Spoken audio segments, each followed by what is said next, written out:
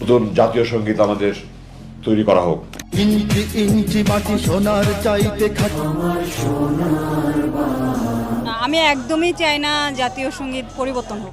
জাতীয় সঙ্গীত নিয়ে আলগা পিরিত উতলায় ওঠে। শহীদ মিনারে জড়ো হয়ে আন্দোলনের ডাক দিয়েছে কোটা আন্দোলনের সমন্বয়করা। বিস্তারিত জানতে পুরো ভিডিওর সাথেই থাকুন। কোটা সংস্কারের জন্য আন্দোলন করছিল শিক্ষার্থীরা, পরে তা রাষ্ট্র সংস্কার আন্দোলনের রূপ নেয় এবং এক পর্যায়ে পতন ঘটে হাসিনা সরকারের। এরপর শুরু হয়েছে রাষ্ট্রের বিভিন্ন স্তরে সংস্কার কাজ। তবে দেশে কোথায় কতটুকু সংস্কার হয়েছে তা জানা নেই, কিন্তু দেশের জায়গার নাম সংবিধান, এমনকি আমাদের জাতীয় সঙ্গীত পরিবর্তন করা হয়েছে।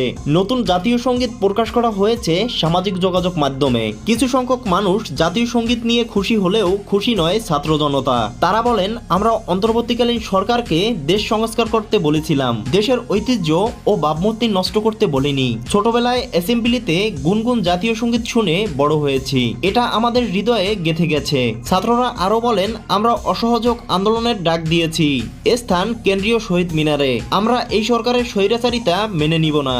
এদিকে ছাত্রদের এমন কথা শুনে একমত প্রকাশ করেছে দেশের বিভিন্ন শ্রেণীর মানুষ। প্রিয় দর্শক, এই বিষয়গুলো আপনি কিরকম দেখছেন জানিয়ে দিন কমেন্ট বক্সে। এছাড়া ভিডিওটি ভালো লাগলে একটা লাইক দিয়ে চ্যানেলটি সাবস্ক্রাইব করে পাশে থাকুন।